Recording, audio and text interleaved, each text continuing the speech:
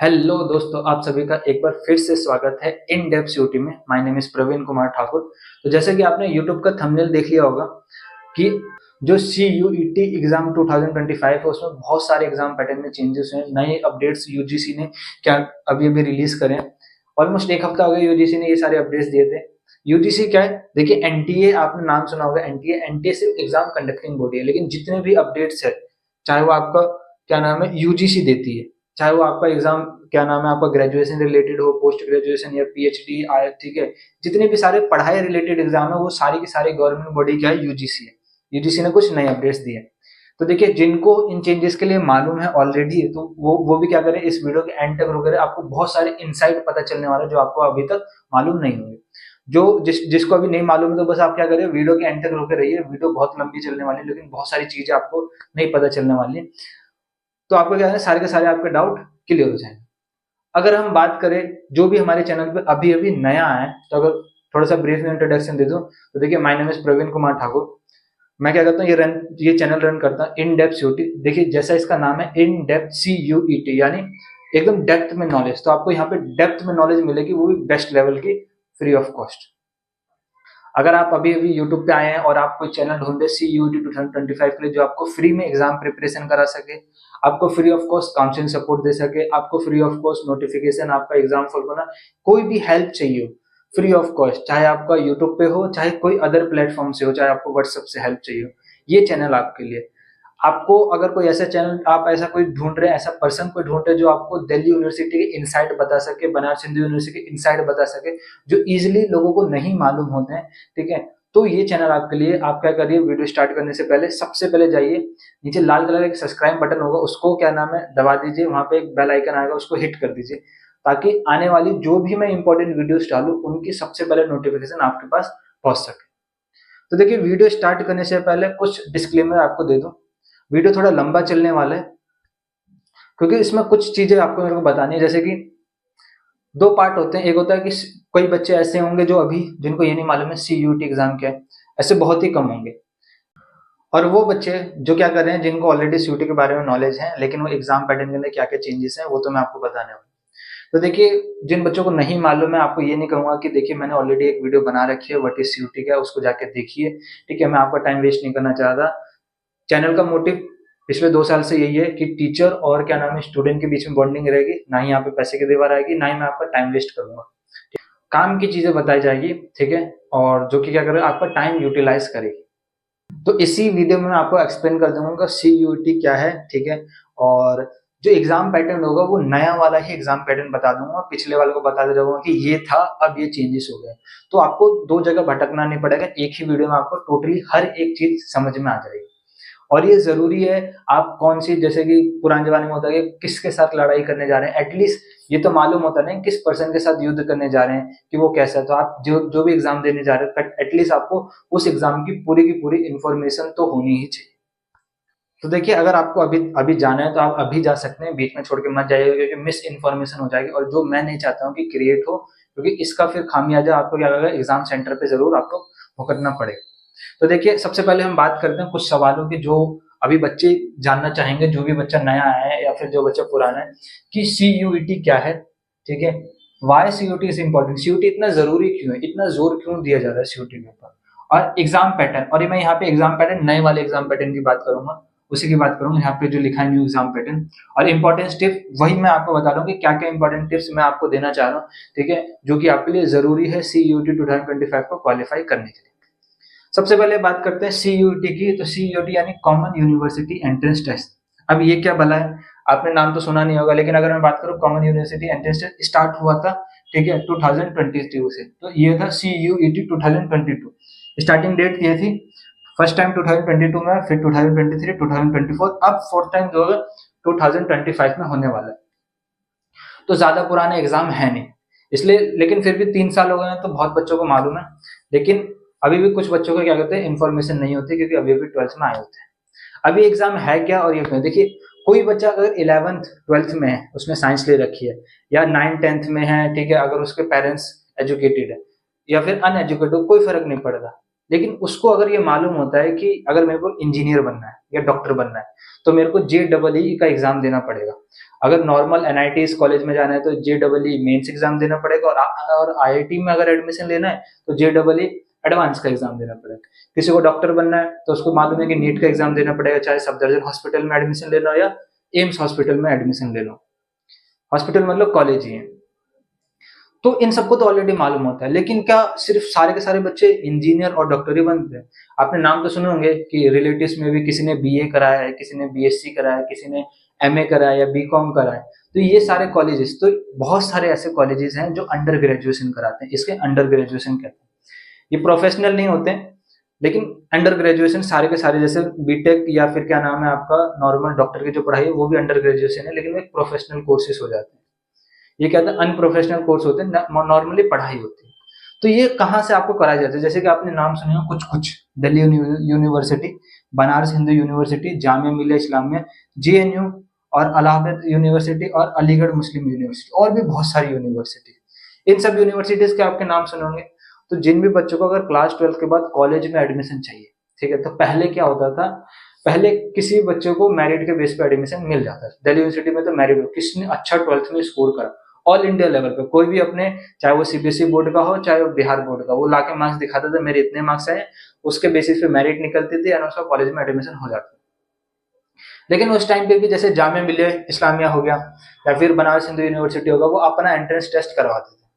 तो ऐसे ही अगर कोई बच्चा, मान लीजिए कोई एक्स बच्चा है, अगर उसको वो क्लास 12 उसने जस्ट पास करी और उसको एडमिशन लेना है, तो वो देखता है कि दिल्ली में कम से कम नहीं तो 4-5 यूनिवर्सिटीज हैं, ठीक है, जिनमें मैं अप्लाई कर सकता हूँ, और सबके अलग अलग एंट्रेंस एग्जाम है। तो उसको सबसे पहले सबके अलग अलग फॉर्म भरने पड़ेंगे, सबका अलग अलग एंट्रेंस एग्जाम देना पड़ेगा, सब जगह अलग अलग जाना पड़ेगा। कभी कभार ऐसा हो सकता है कि एक ही दिन 2 यूनिवर्सिटी का एग्जाम हो जाए, तो एक को छोड़ना भी पड़ सकता है। इसी तरीके से अगर कोई बच्चा बाहर का और उसको दिल्ली आना हो, तो वो क्या करेगा फिर रोज, क्योंकि जो एंट्रेंस एग्जाम है वो ऑल इंडिया लेवल पे नहीं होते ज्यादातर यूनिवर्सिटी, उस कॉलेज में आना पड़ेगा, फिर एड्रेस देना पड़ेगा, फिर घर जाएगा, फिर दोबारा किसी यूनिवर्सिटी का एंट्रेंस होगा, फिर आएगा, फिर एग्जाम देगा। तो इन सब चीजों की प्रॉब्लम की समस्या के लिए UGC ने क्या करा, एक कॉमन एग्जाम बनाया, ठीक है, कॉमन एग्जाम बनाया, इसका नाम रखा गया कॉमन यूनिवर्सिटी एंट्रेंस है, जिसे हम शॉर्ट फॉर्म में आप लोग जानते हैं CUET कहते हैं। इसमें आपको क्या करना है, एक बार आपको एग्जाम देना, एक सब्जेक्ट का नहीं देना, मैं बताऊंगा कितने सब्जेक्ट देना है, एक बार आपको एग्जाम देना है, एक ही बार आपको पहले आपका एग्जाम फॉर्म भरना है, एक ही बार आपको क्या नाम है एग्जाम देना, किसी भी कोई भी स्टेट में रहो, इंडिया के कोई भी स्टेट में रहो या आउट ऑफ इंडिया भी रह रहे हो, ठीक है, तो भी आपको क्या करना पड़ेगा, इसी एग्जाम से काम चल जाएगा। आपको क्या करना है, एग्जाम देना है, वो एग्जाम देने के बाद आपको क्या होगा, आपके सेंटर आ जाएंगे आपके आसपास के लोकेशन में, कहाँ पे सेंटर दीजिए वहां जाके आपको एग्जाम देना होगा। एग्जाम देने के बाद आप अपने घर से ही डिफरेंट यूनिवर्सिटी, जैसे मैं अलग अलग यूनिवर्सिटी में आपको जितनी भी यूनिवर्सिटी है, CUET के अंदर ऑलमोस्ट 350 से ज्यादा यूनिवर्सिटी है, उन सब में अगर अप्लाई करना है, एक साथ आप अप्लाई कर सकते हैं, ठीक है। वही एग्जाम क्या करेगा, सारी यूनिवर्सिटी के लिए एप्लीकेबल होगा। तो 350 यूनिवर्सिटी है, क्या आपको मालूम है 350 यूनिवर्सिटी कौन कौन सी है? मैंने तो एक एक यूनिवर्सिटी छाटी है आप लोगों के लिए, 350 में से हर एक के बारे में जानकारी इकट्ठा करी है। यहाँ पे मैंने कुछ लिख दिया, 6 यूनिवर्सिटीज लिखनी है, लेकिन लिटरली बताऊं, बहुत सारे बच्चों को सिर्फ 2 यूनिवर्सिटी के नाम मालूम होते हैं, DU BHU, और वो इसी में ही फॉर्म भरते हैं, जो कि आपका फरवरी में स्टार्ट होने वाला है, जब आपके बोर्ड एग्जाम चल रहे होंगे। तो हड़बड़ी में आप 2 यूनिवर्सिटी भरते हैं और फॉर्म को क्लोज कर देते हैं। यही सबसे बड़ी गलती करते हैं, हर एक बच्चा पिछले 3 साल से यही गलती करते आया है, इसी की वजह से बच्चों को ड्रॉप लेना पड़ता है। अभी मैंने बोला CUET इजी एग्जाम है, तो ड्रॉप की रिक्वायरमेंट नहीं है, फर्स्ट टाइम क्लियर कर सकते हैं। यहाँ पे क्या है, नंबर ऑफ स्टूडेंट ज्यादा है, तो मार्क्स क्या होता है, और इजी भी है तो मार्क्स बच्चों के ज्यादा आते हैं, ज्यादा आते हैं तो कट ऑफ ज्यादा जाती है, कट ऑफ ज्यादा आती है, तो ये जो टॉप की यूनिवर्सिटीज हैं, इनमें क्या होता है, आपका एडमिशन लेना थोड़ा मुश्किल होता है। तो बच्चे क्या करते हैं, या यूट्यूब पे ये बताया जाता है कि इन यूनिवर्सिटी के अलावा बाकी सब तो बेकार है। देखिए ऐसा नहीं है, एक साल बचाने के लिए आप चाहे इन यूनिवर्सिटी में पढ़े, सेंट्रल यूनिवर्सिटी, या अपने आसपास के इलाके की कोई यूनिवर्सिटी में पढ़े, कोई फर्क नहीं पड़ेगा। क्यों? क्योंकि देखिए, आप नॉर्मल क्या कर रहे हैं, BA कर रहे हैं, BSc कर रहे हैं, BCom कर रहे हैं, BBA तो फिर भी प्रोफेशनल कोर्स होता है, BBA कर रहे हैं, लेकिन आजकल कोई फर्क नहीं पड़ता है। DLED एक 2 साल का क्या नाम है डिप्लोमा होता है, बीटेक की बात मैं नहीं कर रहा, ठीक है। आप ये नॉर्मल कोर्सेज कर रहे हैं, आप नॉर्मल कोर्सेज के लिए क्या करें, आप ड्रॉप ले लें। देखिए मैं भी दिल्ली यूनिवर्सिटी के टॉप कॉलेज यानी KMC करोड़ीमल कॉलेज में पढ़ता हूँ, ठीक है। साइंस के लिए टॉप 1 टॉप 2 कॉलेज में आता है। मेरे कॉलेज से ही अमिताभ बच्चन पढ़ के निकले थे और बहुत सारे एक्टर्स निकले, और उसकी बात तो बाद में कभी और करेंगे। तो मैं ड्यू में पढ़ता हूँ, रेगुलर कॉलेज है मेरा। तो मैं आपको बताऊं, अगर कोई बच्चा ड्यू के टॉप कॉलेज से नॉर्मल BSc या क्या नाम है BA कर रहा है, BCom में थोड़ा बहुत फर्क आता है, प्लेसमेंट मिल जाती है, लेकिन उतनी अच्छी खासी फिर भी नहीं होता, लेकिन मिल जाता है। अगर कोई यहाँ से करा या कहीं और से करा, कोई फर्क नहीं पड़ता, उसको अपनी मास्टर जरूर करनी पड़ेगी, पोस्ट ग्रेजुएशन। चाहे वो इसी फील्ड में करे, अगर मैं BSc करूँ तो मैं चाहे क्या नाम है MSc करूँ, कोई BA कर रहा है तो वो क्या MA कर ले, कोई BCom कर रहा है तो MCom कर ले, या फिर क्या नाम है कोई BSc कर रहा है और MBA कर ले, पूरा प्रोफेशनल फील्ड ही चेंज हो गई। उससे जरूर फर्क पड़ता है कि आपने अपने पोस्ट ग्रेजुएशन कहाँ से करी है। तो वही मैं आपको एक सलाह, दूसरी टिप मैं यही दूंगा कि ये गलती मत करिएगा कि 2 यूनिवर्सिटी भरिएगा। अगर मैं पूरी 350 में से मैंने टॉप 20 सेंट्रल यूनिवर्सिटी छाटी है, ठीक है। डिस्क्रिप्शन में उस वीडियो का लिंक दे दूंगा, जाके जरूर देखिएगा, छोटी सी वीडियो। वो सारी की सारी यूनिवर्सिटीज आपको जरूर मालूम होनी चाहिए। आपको भले एडमिशन लेना चाहिए, आपके घर से बहुत ही ज्यादा दूर हो, आप दिल्ली में रह रहे हो, वो यूनिवर्सिटी एकदम क्या नाम है कर्नाटका में, तो कोई बात नहीं। लेकिन अगर मैं बोल रहा हूँ अगर वो टॉप 20 में आ रही है तो आपको वो भरना ही भरना है। आप एक यूनिवर्सिटी भरेंगे तो भी उतना ही पैसा लगेगा, आप 10 यूनिवर्सिटी भरेंगे तो भी उतना ही पैसा लगेगा, आप 350 की सारी यूनिवर्सिटी भर दे तो भी उतना ही पैसा लगेगा, बस टाइम लगता है वो भरने में। इसलिए लोग क्या करते हैं, पैनिक कर जाते हैं। फॉर्म टाइम पे पैनिक नहीं करना, मैं भरवाऊंगा, इजिली भरवाऊंगा, लंबा चौड़ा फॉर्म चलता है, क्या नाम है 1-1.5 महीना फॉर्म चलता है। अगर इंपॉर्टेंट डेट्स नहीं मालूम है CUET 2025 के लिए कि फॉर्म कब आउट होगा, एडमिट कब मिलेगा, करेक्शन विंडो कब ओपन होगी, ये सब चीजें आपको ऑलरेडी पहले से मालूम होनी चाहिए, ठीक है। इंपॉर्टेंट डेट्स, ताकि आपको यूट्यूब पे बार बार भटकना पड़े, एग्जाम कब होगा, रिजल्ट कब आएगा, ठीक है। तो ये सब चीज की एक वीडियो और मैं दे देता हूँ आपको, क्या नाम है डिस्क्रिप्शन में लिंक, उसको जाके जरूर देखिएगा, ठीक है। इंपॉर्टेंट डे CUET 2025, और उसको क्या करिए, बस देखिएगा नहीं, उसको पेन और पेपर में क्या लिख के अपने टेबल के सामने चिपका दीजिए। अगर टेबल नहीं है तो किसी भी कॉपी में लिख के रखिएगा जरूर, या किसी भी दीवार पे जरूर चिपका दीजिएगा, ताकि आपको याद रहे, अच्छा इस डेट के रिगार्डिंग ये अपडेट आना जरूरी था। चलिए जंप करते हैं वापस, बहुत सारी लंबी बातें हो गई, ठीक है। कि नॉर्मल आपको ये सारे कोर्सेज कर रहे हैं तो आपको क्या करना होगा, कॉमन यूनिवर्सिटी एंट्रेंस देना होगा अब, क्योंकि अगर आप क्लास 12 में आप 99% भी मार्क्स लेके आएंगे तो भी आपका एडमिशन नहीं होने वाला, अगर आपने CUET में उतने स्कोर नहीं करे जितनी उस सीट के लिए रिक्वायरमेंट थी। कौन से कोर्स में कितनी रिक्वायरमेंट है वो मैं आपको बाद में बताता हूँ। NTA क्या है, NTA ही कंडक्टिंग बॉडी है एग्जाम की, यही क्या करेगी, आपका एग्जाम कंडक्ट करेगी। जहां पे सेंटर होगा, आपके आसपास कहाँ सेंटर होगा, एडमिट कार्ड NTA रिलीज करेगा, रिजल्ट भी NTA रिलीज करेगा, लेकिन जो गवर्निंग बॉडी है, सारी की सारी ऑर्गेनाइजिंग बॉडी, न्यू अपडेट्स वो UGC देती है। तो आपको समझ में आया CUET क्या है, CUET क्यों इतना इंपॉर्टेंट है, क्योंकि एडमिशन चाहिए तो CUET देना पड़ेगा, आप कितना भी मेहनत कर लो। दूसरी गलती मतलब तीसरी गलती बच्चे यहाँ पे करते हैं, देखिए बोर्ड एग्जाम में आदमी फ्री हो जाता है बोर्ड एग्जाम देने के बाद, और वो सोचता है कि 2-3 महीना फ्री हो जाता है, अभी अभी तो एक सरदर्द खत्म हुआ, अब CUET आ गया, ठीक है। आपका मार्च में बोर्ड खत्म हो जाएगा और मई में, यानी पूरा आधा मई, 1 अप्रैल और क्या नाम है आधा मई, ऑलमोस्ट 2 महीना, ठीक है। 2 महीना बच्चे सोचते हैं थोड़ा मजे मार लेते हैं, थोड़ा घूम आते हैं फैमिली के साथ ट्रिप में, फिर मौका मिलेगा नहीं। तो देखिए ये सबसे बड़ी गलती करते हैं बच्चे, उस 2 महीने की एंजॉयमेंट के लिए बच्चे क्या करते हैं, CUET में अंधाधुंध जाते हैं, पढ़ के अंधाधुंध एग्जाम देते हैं, फिर उनको सीट नहीं मिलता, और वो उन 2 महीने के लिए 1 साल फिर से ड्रॉप लेते हैं। 1 साल वो यानी 12 महीने वो और 2 महीने ये, कुल मिला तो आपके कितने मिला के 14 महीने खराब हो जाते हैं। नॉर्मल कोई यूजलेस थिंग नहीं, ठीक है। सारा का सारा साल यूजलेस हो जाता है। आप कितनी भी मेहनत कर लो, अच्छी सीट लेके आऊंगा, पहली बार ही ले आते हैं, इसे कहते हैं जीरो इन्वेस्टमेंट, ठीक है। कि आप जैसे आपने साइंस अगर पढ़ी होगी, ठीक है, तो अगर आप किसी ऑब्जेक्ट पे फोर्स लगा रहे हैं और ऑब्जेक्ट में जरा सा भी मूवमेंट नहीं हो रहा, तो आप कितनी भी ताकत लगा दे उसको काउंट नहीं करा जाए। तो ही आपको ये क्या करना है, उन 2 महीने में रिलैक्स नहीं रहना, वो 2 महीने मेहनत कर लीजिए। एक बार यूनिवर्सिटी चले जाइए, एडमिशन ले लीजिए। फर्स्ट ईयर में बिल्कुल पढ़ाई नहीं होती है। फर्स्ट ईयर आपका कॉलेज फेस्ट, नए कल्चर मिलना, नए लोग मिलना, नए नए जगह घूमना या एक्सप्लोर करना, इसमें ज्यादा मजा आएगा, ठीक है। घर पे बैठ के टाइम पास करने से बिल्कुल मजा नहीं आएगा, इन सब चीजों में बहुत मजा आएगा।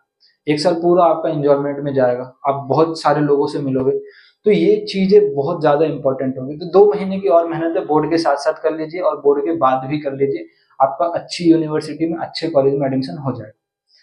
बात करते हैं आगे तीसरे सवाल की, एग्जाम पैटर्न। तो देखिए एग्जाम पैटर्न में आपको एक्सप्लेन करता हूँ। एमसीक्यू पेपर आता है। एमसीक्यू मतलब 4 क्वेश्चन, मतलब एक क्वेश्चन दिया जाएगा, उसके 4 ऑप्शन होंगे, 4 में से किसी एक को सही बताना होगा। एमसीक्यू पेपर आता है। अब पेपर कैसा आएगा वो मैं आपको बाद में बताता हूँ, ठीक है। एमसीक्यू पेपर आता है। सिलेबस क्या होगा, 12th की एनसीईआरटी, डिलीटेड सिलेबस को भी इंक्लूड करके चलो, ठीक है। डिलीटेड सिलेबस को क्या करके चलना है, आपको इंक्लूड करके चलना है। 12th की पूरी एनसीईआरटी है। अब मान लीजिए कोई सीबीएसई बोर्ड से है तो उसकी तो एनसीईआरटी आएगी आएगी, ठीक है। डिलीटेड सिलेबस भी बस उसको पढ़ना होगा। और मान लीजिए कोई दूसरे डिफरेंट बोर्ड से, आईसीआई बोर्ड से, तो वहां पे क्या होता है, एनसीईआरटी के सिलेबस से थोड़ा सा सिलेबस अलग होता है, तो उसको अपने क्लास 12th की बुक को ध्यान में ना रखते हुए उन उन मतलब सिलेबस को देखना पड़ेगा कि कौन से सिलेबस मेरे बुक में नहीं है और कौन से मेरे को एक्स्ट्रा पढ़ने हैं। तो वो जो जो सिमिलर होंगे वो तो अपनी बुक से भी पढ़ सकता है, जो एक्स्ट्रा टॉपिक होंगे वो क्या करना, आपको एनसीईआरटी से पढ़ने पड़ेंगे।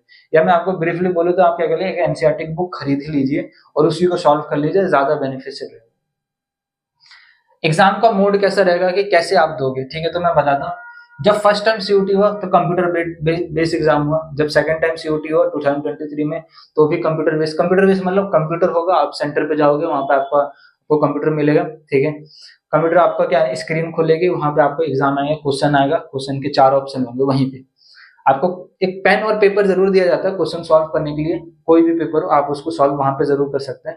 वहां पे लॉग इन करने के बाद आपको एक स्क्रीन पे क्वेश्चन दिखेगा, उसके 4 ऑप्शन रखेंगे, उसको बस आपको टिक करना है। जैसे टिक कर देंगे वो सबमिट हो जाएगा। बैक भी कर सकते हैं, वो मैं आपको कभी डिटेल में बताऊंगा। तो ऐसे करके आप क्या करेंगे, सारे के सारे क्वेश्चन अटेम्प्ट कर लें।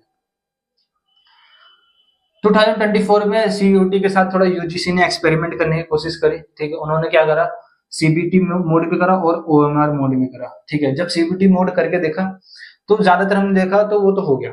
ओएमआर सीट ज्यादातर कॉमर्स बच्चों को करेगा। और सच्ची बताऊं, पिछली बार एनटीए ने इतनी सारी गड़बड़ करी, चाहे वो आपका नीट को एग्जाम के लेके, नीट का एग्जाम लीक हुआ था, ठीक है। उसके बाद यूजीसी नेट का एग्जाम लीक हुआ था। उसके बाद आपका क्या होता है, ओएमआर वाले सीट में इतनी गड़बड़ हुई थी, ठीक है, कि ओएमआर लीक कर दी गई थी हर बार सेंटर की तरफ से। इसी वजह से क्या है, इस बार बहुत बच्चों का एडमिशन रह गया, बल्कि बच्चों की गलती थी भी नहीं। ओएमआर की बात करते हैं तो ओएमआर होता क्या, कुछ नहीं, ये एक तरीके का नीट का एग्जाम होता है। अगर किसी ने दिया नहीं हो या आपने कभी, अभी तो आपने दिया ही नहीं होगा। कैसा होता है, पूरा पेपर मिलेगा, कोई कंप्यूटर नहीं होगा, पेपर मिलेगा। पेपर में आपको जैसे बोर्ड में आते हैं एमसीक्यू आते हैं, 20 एमसीक्यू आते हैं स्टार्टिंग में, वैसे ही एमसीक्यू होंगे, लेकिन 20 नहीं होंगे, ज्यादा एमसीक्यू होंगे, पूरे पेपर एमसीक्यू होगा। उसी में आपको क्या करेंगे, एक लास्ट में ओएमआर सीट पकड़ाई जाएगी, जिसमें आपको क्या होगा, पहले क्वेश्चन में 4 ऑप्शन होंगे, ए बी सी सी गोला मार। आपको बस कुछ नहीं करना, क्वेश्चन देख के वहां पे क्वेश्चन पेपर पे टिक नहीं मारना, मार सकते हो वो बात अलग है, लेकिन ओएमआर सीट पे गोला करना है। ओएमआर सीट जमा हो जाएगी, क्वेश्चन पेपर आपको मिल जाएगा। तो ये पैटर्न खराब था, क्योंकि ओएमआर सीट कम से कम भरने में भी उसमें टाइम लगता है, तो ये पैटर्न खराब था। इसलिए यूजीसी ने इस बार पहले से ही क्लियर कर दिया कि कोई ओएमआर का एग्जाम होने वाला नहीं है, पूरा का पूरा सिर्फ सीबीटी यानी कंप्यूटर बेस्ड एग्जाम होने वाला 2025, पहले ही क्लियर कर दिया, ये नया अपडेट है। तो देखिए आपको एटलीस्ट ये मालूम पड़ेगा कि एमसीक्यू पेपर आएगा, सिलेबस एनसीईआरटी बेसिस होगा, डिलीटेड भी आएगा, और जो एग्जाम होगा वो पूरा कंप्यूटर बेस्ड एग्जाम होने वाला है, ठीक है। अब कौन कौन से सब्जेक्ट होते हैं, ठीक है, कुछ कुछ सब्जेक्ट में चेंजेस आए वो भी मैं बताऊंगा। मेन 3 सेक्शन में हम क्लासिफाई करते हैं, लैंग्वेज, डोमेन, जनरल टेस्ट, ठीक है। जीएटी क्या है वो मैं आपको बाद में बताऊंगा, ठीक है। लैंग्वेज, डोमेन और क्या नाम है, जनरल टेस्ट। लैंग्वेज में बात करें तो पहले, अब देखिए चेंजेस सुनना चालू कर दीजिए, कि मैं कहता हूँ न्यू चेंजेस आए हैं न्यू पैटर्न में। पहले क्या होती थी, 33 लैंग्वेज सीयूईटी ऑफर करता था, यानी कोई भी बच्चा 33 लैंग्वेज में से जो उसको पसंद हो ले सकता है। अगर उसको एक लैंग्वेज चाहिए, कम से कम एक तो लेनी होती है, एक ले सकता है, 2 ले सकता है, 3 ले सकता है, जितनी ज्यादा ले सके ले सकता है, कोई फर्क नहीं पड़ता, काउंट एक ही लैंग्वेज होगी, ठीक है, एक ही लैंग्वेज से उसका काम हो जाएगा। तो पहले कितनी थी, 33 लैंग्वेज थी, उसको घटा के 13 लैंग्वेज कर दिया। जो रिमेनिंग सब्जेक्ट है वो आप क्या कर सकते हैं, आपको क्या नाम है, स्क्रीन पे दिख रहा होगा, मैं लिस्ट डाल दूंगा, वहां पे आप देख सकते हैं ये सारे क्या है सब्जेक्ट अब सिर्फ पूछे जाएंगे, बाकी जो इसके अलावा जितनी भी लैंग्वेज थी वो सारी हटा दी। उसके बाद आता है डोमेन। डोमेन यानी मेन सब्जेक्ट, जैसे कि आपके क्लास 12 में मेन सब्जेक्ट क्या क्या होंगे, कोई साइंस का होगा तो उसके लिए PCM, ठीक है। अगर कोई बायो का होगा PCB, कोई कॉमर्स का होगा तो आपका अकाउंटेंसी, इकोनॉमिक्स, बिजनेस स्टडीज, ठीक है। ये सारे क्या होंगे, सब्जेक्ट होंगे, ये मेन सब्जेक्ट है। आर्ट्स का होगा हिस्ट्री, पॉलिटिकल साइंस, ज्योग्राफी, ठीक है, ये सारे सब्जेक्ट होंगे। तो उसी तरीके से बहुत सारे सब्जेक्ट पूरे इंडिया में पढ़ाए जाते हैं डिफरेंट डिफरेंट जगह पे। तो पहले कितने थे, वो 29 सब्जेक्ट थे, उसमें से क्या करें हमने सब्जेक्ट रिमूव कर दिए, अब वो कितने बचे, 23 सब्जेक्ट ही बचे। कौन कौन से रिमूव करें, अगर आपको मालूम होगा, अगर आपके पास ऐसा कोई भी सब्जेक्ट है क्लास 12th में, ठीक है, तो आप देख लीजिए, अब आपको ये CUET में नहीं मिलेगा। तो डोमेन सब्जेक्ट आपका घट गया, उसके बदले आपको क्या करना पड़ेगा वो मैं आपको अभी समझाता हूँ, पूरा पैटर्न अच्छे से समझाऊंगा, थोड़ा इंतजार और कर लीजिए। एंटरप्रेन्योरशिप अगर किसी के पास सब्जेक्ट है तो वो आप CUET में नहीं दे पाएगा, पहले दे सकता था। टीचिंग एप्टीट्यूड नहीं दे सकता, फैशन स्टडी नहीं दे सकता, टूरिज्म स्टडी, मतलब टूरिज्म का कोई सब्जेक्ट है तो नहीं दे सकता, लीगल स्टडी हटा दिया, और इंजीनियरिंग ग्राफिक का अब CUET में कोई चॉइस नहीं दी जाएगी आपको, माफ करिएगा। अब अगर हम बात करें जनरल टेस्ट तो एक ही था, पहले भी वही होता था, अब उसका नाम चेंज करके ना जनरल एप्टीट्यूड टेस्ट कर दिया है, और जनरल एप्टीट्यूड टेस्ट अब सबके लिए कंपलसरी कर दिया है। कैसे कंपलसरी करा है मैं आपको एक्सप्लेन कर दूं। पहले जनरल टेस्ट में आप देख लीजिए आता क्या क्या, आपका आएगा जनरल टेस्ट में आपका क्या नाम है, रीजनिंग आएगा, रीजनिंग। अब रीजनिंग होता क्या है, जैसे कि आपने कोर्स क्या नाम है, नंबर सीरीज देखी होगी कि सीरीज चलती आ रही, अब अगला नंबर क्या होगा, ठीक है। कुछ ये डाइस के ऊपर की इमेज है, उसके पीछे वाली इमेज क्या होगी, मिरर, एक ऑब्जेक्ट ऐसा उसके सामने मिरर रख दो तो कैसी इमेज बनेगी, ये सारे क्या होते हैं, रीजनिंग के क्वेश्चन होते हैं। क्वांटिटी एप्टीट्यूड यानी क्वांट हटा दिया, ठीक है। क्वांट यानी क्वांटिटी एप्टीट्यूड इसका पूरा नाम होता है। क्वांट यानी आपकी क्लास 10 तक का क्वांट का सिलेबस है। क्वांट में आता है जैसे कि speed distance, profit loss, percentage, speed time, time and distance, pipe and stream, इस टाइप के क्या कहते हैं क्वेश्चन आते हैं, ठीक है। Blood relation type, blood relation तो रीजनिंग में आता है, ये क्वांट हो गया। क्वांट के अलावा आता है आपका जनरल स्टडीज। जनरल स्टडीज में आपके आएगी एंशिएंट हिस्ट्री, मॉडर्न हिस्ट्री, ठीक है, यानी क्लास 10 तक की SST आती है, जिसमें आपको हिस्ट्री पूछेगा, पॉलिटिकल पूछेगा, ज्योग्राफी पूछेगा, ये सारी चीजें पूछेगा। उसके अलावा आपका आता है जनरल नॉलेज।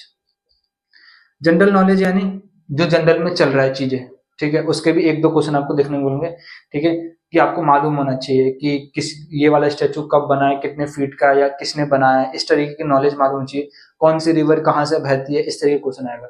इसी में अगला 1-2 क्वेश्चन इधर से भी देख देते हैं, जनरल साइंस। जनरल साइंस यानी जनरल साइंस होती है 10th तक के कुछ साइंस होती है, ज्यादातर क्वेश्चन इसमें कहते हैं बायो रिलेटेड होता है, ठीक है, यानी शरीर रिलेटेड ज्यादातर क्वेश्चन यहाँ पे पूछे जाते हैं। जनरल साइंस के अलावा इसमें आता है करंट अफेयर भी आता है, करंट अफेयर भी आता है। तो देखिए जनरल टेस्ट में इकलौता इतना, मतलब इतना सारा उसका वास्ट सिलेबस है जनरल टेस्ट का, लिटरली बहुत सारी चीजें उसमें पढ़ाने वाली, और सिलेबस भी क्या है क्लेरिफाई नहीं करा जाता यूजी की तरफ से कि जनरल टेस्ट का एग्जैक्ट सिलेबस क्या होगा। तो कोई भी यूट्यूबर है या कोई भी टीचर है कुछ भी पढ़ाते हैं, ठीक है, वो कभी एनडीए का सिलेबस उठा लेता है, या कभी कोई गवर्नमेंट एग्जाम का उठा लेता है, और उसके बेसिस पे पढ़ाना चालू कर देता है। लेकिन ऐसा नहीं है, लेवल थोड़ा ईजी होता है इसका। कुछ कुछ फर्क है, मैं आपको बताऊंगा इसके एग्जाम पैटर्न में। तो डोमेन, अब आपको चॉइस क्या करना है, देखिए लैंग्वेज आप 1 ले सकते हैं, 2 ले सकते हैं, 3 ले सकते हैं, जितनी मर्जी उतनी ले, लेकिन रिक्वायरमेंट सिर्फ 1 लैंग्वेज की है, ठीक है। डोमेन, डोमेन आप 1 ले सकते हैं, 2 ले सकते हैं, 3 ले सकते हैं, 4 ले सकते हैं, जितने डोमेन ले सकते हैं। ये सब पहले होता था, अब मैं आपको कुछ चीज दिखाऊंगा कि जो नहीं हो सकता। डोमेन की रिक्वायरमेंट किसी किसी यूनिवर्सिटी में, ज्यादातर प्राइवेट यूनिवर्सिटी में, या कोई ऐसी यूनिवर्सिटी जो कि थोड़ी नॉन है, ज्यादा अननोन है, ठीक है, ज्यादा मतलब उसकी पॉपुलरिटी नहीं है, लाइक दिल्ली यूनिवर्सिटी बनारस, जो ये ज्यादा पॉपुलर, मतलब खराब नहीं है वो, ठीक है, लेकिन पॉपुलर नहीं है इनकी तरीके से, तो उसमें आपका 2 डोमेन से भी काम चल जाएगा। लेकिन आपको अगर ड्यू में एडमिशन चाहिए तो वो कहता है कम से कम 3 डोमेन, BHU में भी चाहिए तो 3 डोमेन उसको चाहिए चाहिए, यानी 3 सब्जेक्ट तो इसमें से ले लो, ठीक है, 2 या 3 ले लो, इसमें से एक ही ले लो, क्योंकि एक की रिक्वायरमेंट। जनरल टेस्ट किसी किसी यूनिवर्सिटी में रिक्वायरमेंट थी, किसी किसी कोर्स के लिए रिक्वायरमेंट थी, किसी किसी यूनिवर्सिटी में नहीं थी, तो जनरल टेस्ट भी ले लो।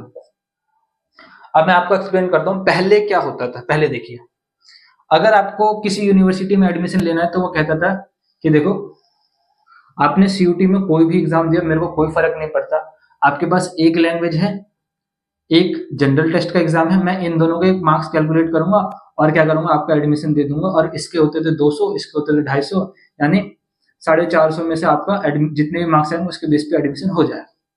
एक तरीके की एक टाइप की यूनिवर्सिटी ये कहती है। दूसरे टाइप की यूनिवर्सिटी ये कहती है कि भाई देखो आपके पास एक लैंग्वेज है, लैंग्वेज यानी एक सब्जेक्ट, हिंदी हो इंग्लिश हो कोई सा भी हो, एक लैंग्वेज है, क्या नाम है, उसके बाद दो डोमेन है, दो डोमेन कोई भी ले लो, फिजिक्स मैथ ले लो, ठीक है, वो है तो आपके मार्क्स हो जाएंगे, दो डोमेन यानी 200 200 400 और एक 200 नंबर का 600, यानी हर एक सब्जेक्ट 200 का होता है, जनरल टेस्ट को छोड़ के। जनरल टेस्ट 250 मार्क्स का होता है, ठीक है, इसलिए कह रहा हूँ ये भी 200 का होगा, ठीक है 200, और ये भी 200 का होगा। कुछ चेंजेस हुए वो भी बताऊंगा, ये पुराना पैटर्न समझा रहा हूँ मैं आपको। तो इसमें क्या होगा, 200 200 300 और यहाँ पे 600, 600 में से हम कह देंगे आपको एडमिशन दे देंगे, आपका एडमिशन हो जाए। कुछ अलग यूनिवर्सिटी आती है वो कहती है, ठीक है, कि आप क्या करिए, एक लैंग्वेज और 3 डोमेन, बस जनरल टेस्ट की जरूरत नहीं है मेरे को, एक लैंग्वेज दे दो 3 डोमेन दे दो, मैं 800 में से आपका एडमिशन करा दूंगा। कोई दूसरे तरीके की यूनिवर्सिटी आती है वो कहती है एक लैंग्वेज, एक डोमेन और एक जनरल टेस्ट दे दो, ठीक है, मैं आपका कुल मिला के 650 में से एडमिशन करा दूं, ठीक है। एक और तरीके की यूनिवर्सिटी होती है, ठीक है, ये सारी यूनिवर्सिटी के अलग अलग क्राइटेरिया है। वो कहता है कि आप बस क्या नाम है 3 डोमेन एग्जाम दे दो और लैंग्वेज मैं काउंट नहीं करूंगा, लैंग्वेज को बस आप क्या कर दो, क्वालिफाई कर दो, ठीक है, बस इसको क्या कर दो, क्वालिफाई कर दो, मैं आपके 600 के मार्क्स पे एडमिशन दे दूं। तो देखिए देख रहे कंफ्यूजन कितना है, इतना कंफ्यूजन ना ही जेई के एग्जाम में, ना ही नीट के एग्जाम में, सबसे ज्यादा कंफ्यूजन सीयूटी में क्या दें, और हर बार बच्चे ये गलती कर देते हैं। अब देखिए उसमें से भी कुछ कुछ यूनिवर्सिटी तो और गड़बड़ कराती है, जैसे कि दिल्ली यूनिवर्सिटी। देखिए मैं समझाता हूँ, डिफरेंट डिफरेंट यूनिवर्सिटी बेस पे क्राइटेरिया हो रहे हैं। अब दिल्ली यूनिवर्सिटी कहती है कि आप ये जो डोमेन सब्जेक्ट दे रहे हैं, चाहे इधर का डोमेन दे रहे हो चाहे इधर का डोमेन दे रहे हो, दिल्ली यूनिवर्सिटी बस यही 2 क्राइटेरिया फॉलो करता है, एक ये वाला और एक ये वाला, बाकी कोई सा नहीं करता, ठीक है। बीएचयू कभी कभार बीएचयू ये वाला भी कर लेता है, ठीक है, और ड्यू ये भी कर लेता है, ठीक है, बीएचयू ये 3 के साथ साथ ये भी कर लेता है। और कोई इन दोनों के अलावा मान लीजिए कोई यूनिवर्सिटी है जो थोड़ी मतलब रिनाउंड उतनी नहीं हो, तो वो इस वाले क्राइटेरिया को भी कर लेते हैं कि एक लैंग्वेज और क्या नाम है एक जनरल टेस्ट से हमारा काम हो जाएगा, हम कोई सा भी कोर्स दे देंगे उसके बेसिस पे, आप आ जाओ बस एडमिशन ले लो। सबसे ज्यादा कंफ्यूजन करता है ड्यू कहता है कि देखिए जो आप ये डोमेन सब्जेक्ट दे रहे हैं ये वाला, और बीएचयू भी कभी कभार किसी किसी कोर्स में कर देता है। ड्यू कहता है कि आप जो डोमेन सब्जेक्ट दे रहे हैं ये वही सब्जेक्ट आप सीयूईटी में दे सकते हैं जो कि आपने क्लास 12th में पढ़े हो।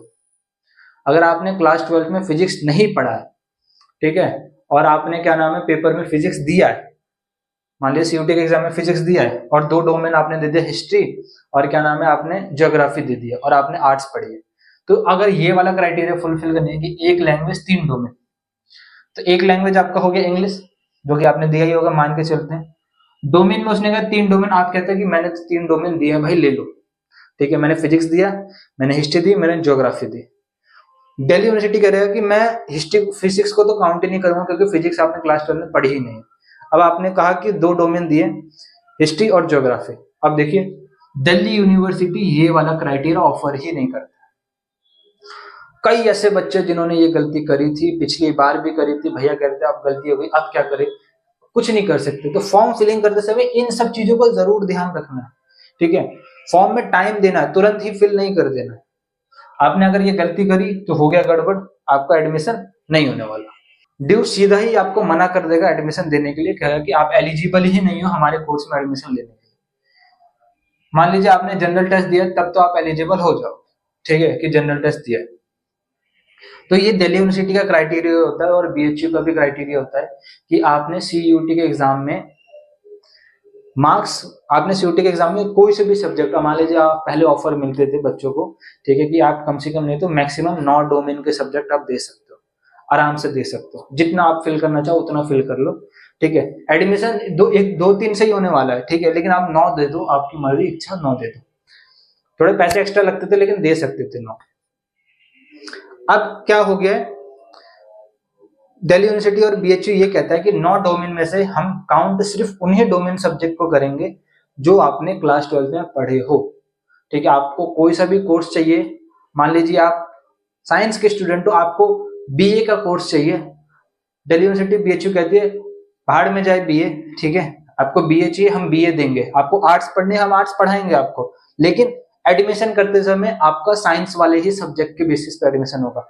आपको बीए पोल साइंस चाहिए, आपको जरूरी नहीं है पोल साइंस आप सीयूटी के एग्जाम में दे रखा है वो बात अलग है, मैं साइंस स्टूडेंट के कंपेयर में कर रहा हूँ कि मैं साइंस का स्टूडेंट हूँ, मैंने पोल साइंस दे रखा है, वो हटाओ, वो हम काउंट ही नहीं करेंगे, कितना भी अच्छा स्कोर कराओ हम काउंट ही नहीं करेंगे। हम आपका जो पीसीएम में स्कोर आया उसी के बेस पे आपको बीए चाहिए, हम आपको बीए देंगे अगर आपके मार्क्स उस कोर्स को लेने लायक होंगे तो ये क्राइटेरिया समझ में आया, ये बहुत इंपॉर्टेंट है, ये गलती बिल्कुल मत करिएगा।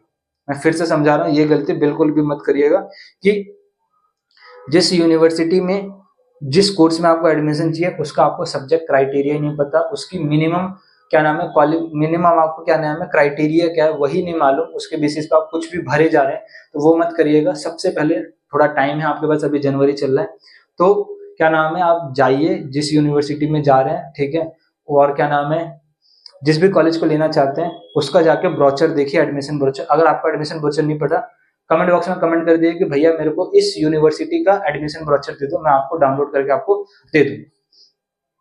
तो आप इजीली कमेंट करके पूछ सकते हो, वहां पे आप आराम से जाके उसको देख सकते हैं। ठीक है, आगे चलते हैं। एग्जाम पैटर्न में नए नए क्या क्या चेंज हुए वो जान लीजिए, जो कि जरूरी है। ड्यूरेशन 1 घंटे की कर दी गई है हर एक एग्जाम की, चाहे लैंग्वेज हो, चाहे डोमेन हो, चाहे जनरल टेस्ट हो, 60 मिनट। पहले ऐसा नहीं था, ठीक है, पहले बिल्कुल भी ऐसा नहीं था।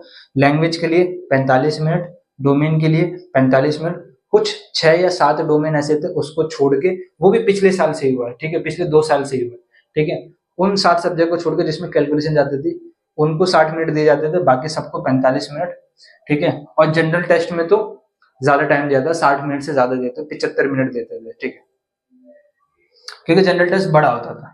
मतलब आपको उसी 45 मिनट में आपको क्या करना पड़ता था, 40 क्वेश्चन करने होते थे, ठीक है। इसमें भी 40 करने होते थे, जैसे मैथ का पेपर आता था, मैथ डोमेन में आपको 60 मिनट दिए होते थे, 40 क्वेश्चन करने होते थे, तो टोटल क्या नाम है 40 क्वेश्चन होते थे। ऑप्शन में आपको कभी कभार 45 क्वेश्चन दिए जाते थे, ठीक है, और हर एक क्वेश्चन के लिए 5 मार्क्स होते थे और 200 मार्क्स का पूरा पेपर होता था। इस बार क्लियर नहीं करा है कि कितने मार्क्स का पेपर आने वाला है और कितने नंबर ऑफ क्वेश्चन हम देंगे। हम मान के चल रहे हैं कि इतना ही होगा, लेकिन अगर कोई भी अपडेट आया, कोई भी चेंज आया, तुरंत मैं आपको बताऊंगा, इसलिए बोल रहा हूँ चैनल के ऊपर जो बेल आइकन है उसको जरूर हिट रखिएगा। कंफर्म हम मान के चलते हैं कि देखिए 200 नंबर का पेपर होगा ही होगा, एक क्वेश्चन 5 नंबर का होगा, ठीक है। और अटेम्प्ट और क्या नाम है, इस बार कंडीशन ये रख दी गई है कि जैसे हम पहले कर रहे थे, क्या नाम है, मिटा देता हूँ मैं, 1 मिनट रुक जाइए, ठीक है।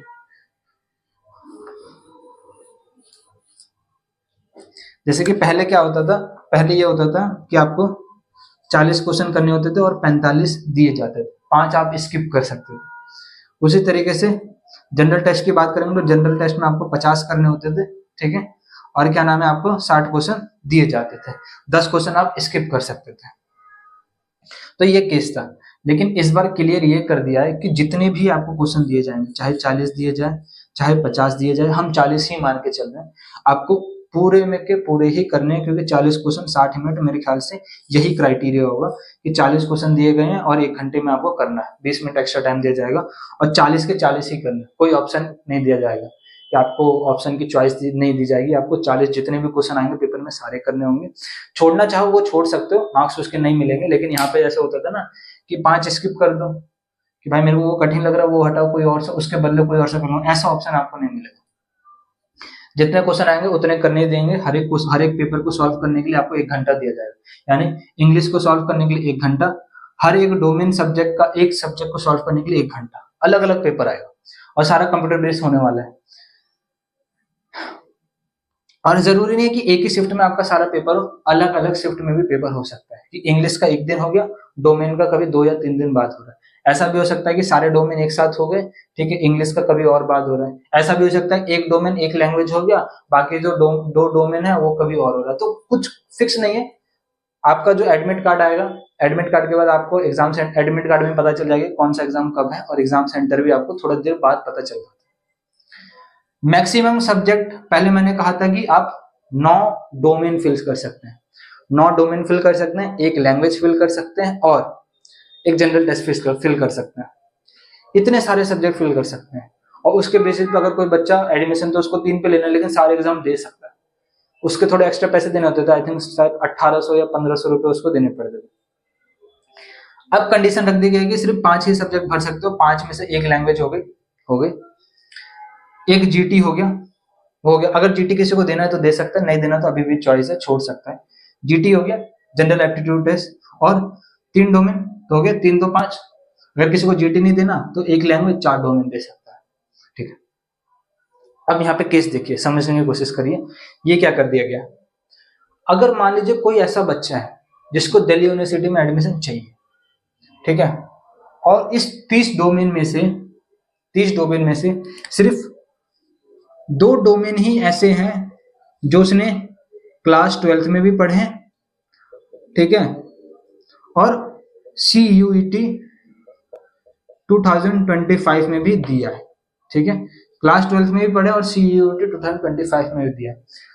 तब क्या ये बच्चा दिल्ली यूनिवर्सिटी के लिए एलिजिबल है? क्योंकि एक लैंग्वेज उसने दिया जो कि उसने क्लास 12 में पढ़ा था, 2 डोमेन दिए जो कि उसने क्लास, मान लो 2 से ज्यादा डोमेन दे दिए उसने, 3 डोमेन दे दिए, लेकिन जो तीसरा डोमेन है वो उसने क्लास 12 में पढ़ा तो है, जैसे कि मान लीजिए टीचिंग एप्टीट्यूड क्लास 12 में पढ़ा है, उसने दे दिया वो वाला भी एग्जाम, लेकिन वो काउंट नहीं हो रहा क्योंकि CUET में तो क्या नाम है, भर नहीं सकता टीचिंग एप्टीट्यूड, तो उसका तीसरा डोमेन तो गया।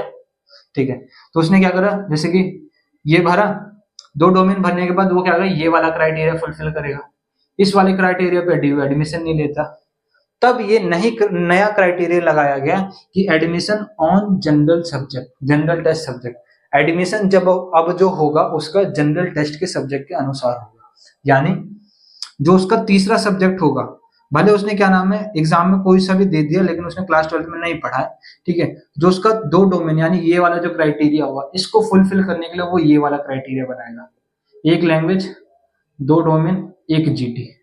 शायद ये वाला ऑप्शन दिया जाए उसको कि इसके बेसिस पे एडमिशन हो जाए, या फिर ये वाला ऑप्शन दिया जाए कि उसका जो तीसरा डोमेन है, जो तीसरा डोमेन उसको जनरल टेस्ट कंसीडर करा जाएगा, या फिर ये वाला जो सिंपल होता था, एक लैंग्वेज, एक डोमेन और एक जनरल टेस्ट।